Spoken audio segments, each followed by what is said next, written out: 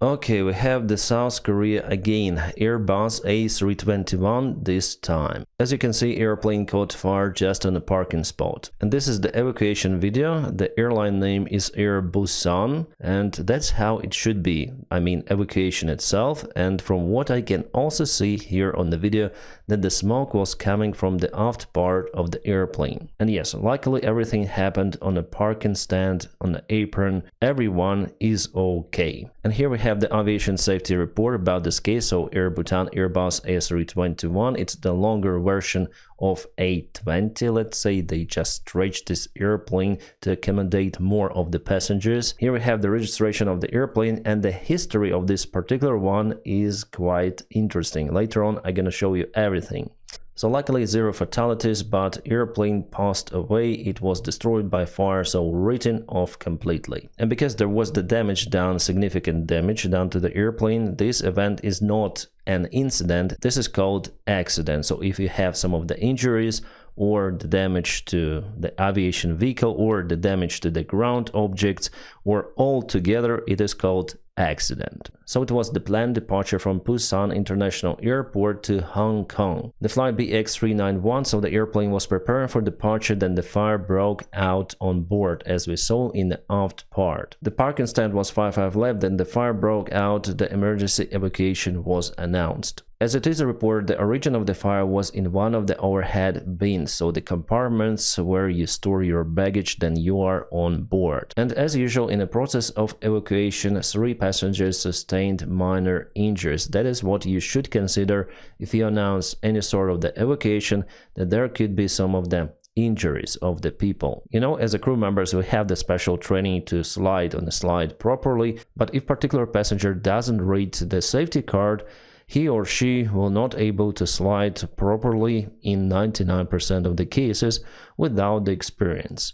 And this is probably the map. Yes, it's the South Korea. As we can see, it's the southern part of the South Korea. And this is the airplane. Sadly, it's no go any longer. And here's what happened to it later. So yeah, complete destruction. Maybe they can have some of the spare parts from the engines. The evacuation already went, but you can see that they cannot eliminate the fire at once. The Aviation Herald also reported about this event. So far, we don't know the origin of the fire, why it broke out. And obviously inside you have lots of the flammable materials, and alloy itself, like the fuselage of the airplane, is made out of the alloy, or you may call it aluminium. Well, it also melts, so the airplanes are not fireproof at all, but they are not used to burn, right? So again, the action of the crew was done correctly. Evacuation should be announced right away, then you receive the call that there is the smoke on board, and if your airplane is parked, obviously it should be done. From what we see, there are many of the evacuation slides out there, 1, 2, 3, 4, because this version of the airplane is kind of long. And you can see the shape of the aft slide, I guess it's not correct. But here there were few people to evacuate this airplane because of the smoke. They all went mostly front. And here, guys, I want to tell you about the importance to evacuate without the hand luggage. Yes, some of the passengers took the luggage with them, just the small bags, but mainly they left everything on board, and that saved the critical time, possible critical time for evacuation. Yeah, I can see that passengers didn't carry like huge bags with them, and that's fine, more or less okay. Like this guy is carrying some of the stuff like over here, but it's not okay, my friends. If you have your documents, money, just put inside your inner pocket somewhere or in a small bag, which gives some of the freedom to your limbs. But taking the huge bag with you during the evacuation, you can basically damage the slide. It is the floating device, so if it is damaged, the evacuation might not be possible. But still, yeah, majority of people left everything behind and it burned. But the most important thing here are the human lives. For example, here you can see the evacuation from the Emirates Airlines Boeing 777. This crash happened a long time ago, and here most of the passengers took all of the belongings with them. Like you can see the big trolley bag here even. There is one more, and there is also the camera which shown inside that people got stuck at some moment taking their belongings out from the overhead bin, so it shouldn't be like that, my friends.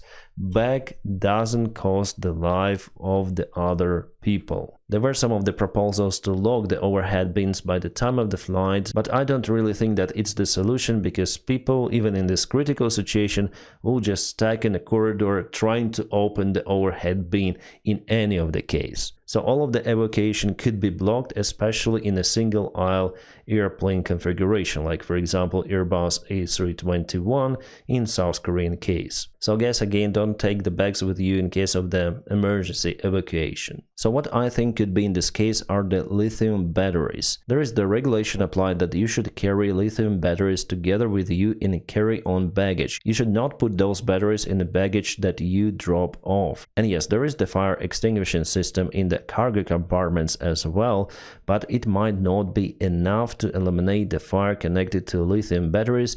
So regulation stated that it's better to take it on carry-on, so if the fire happens, it could be extinguished with the help of the flight attendants, who would take the fire extinguishers and try to eliminate the fire, but it's really hard to contain the fire coming from the lithium batteries. And I think that you would agree with me that it's just impossible to forbid traveling without lithium batteries, because we have those elsewhere in our phones, in our laptops, iPads, or whatever you use, and even in those kind of the headsets you have lithium batteries, small ones. So lithium batteries should not go to the cargo compartment, you should take them onto your flight.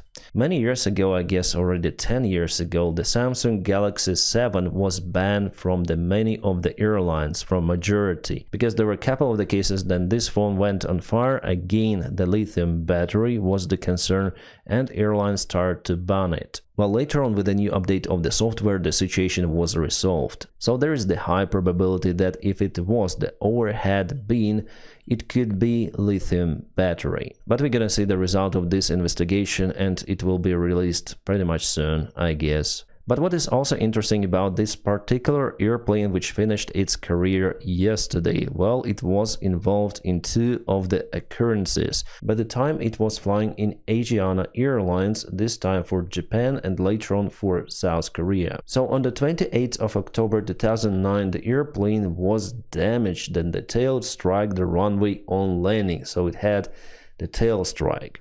Here's the airplane. Here we have some of the pictures. Definitely it was the tail strike, mark on the runway, some of the paint left there, but other than that, everything went fine in this case. However, on 17th of June 2011, this airplane was involved in kind of the strange, I wouldn't call it an accident, but maybe an incident. So two Marine guards of Gudong Island, about 35 kilometers southwest of ASEAN, fired 99 rifle rounds with their K2 rifles at the aircraft after they mistook it for North Korean aircraft. Well, luckily this plane was too far from the rifle's range, so it didn't receive any sort of the damages. The island is over here. As you can see, it's very close to the border with North Korea.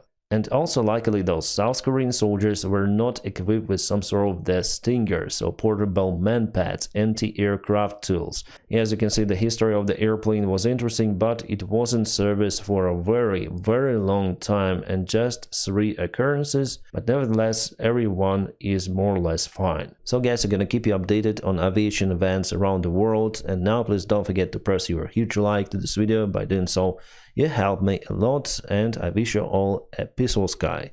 Ciao.